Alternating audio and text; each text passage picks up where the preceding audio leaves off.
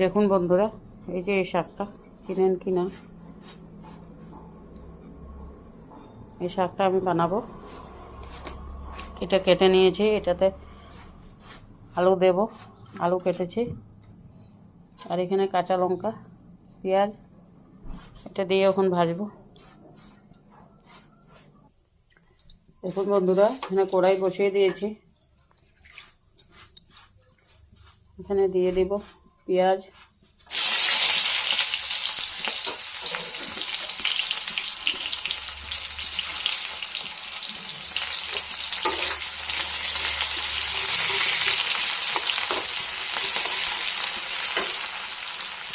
তার সাথে আলুটাও দিয়ে দেব।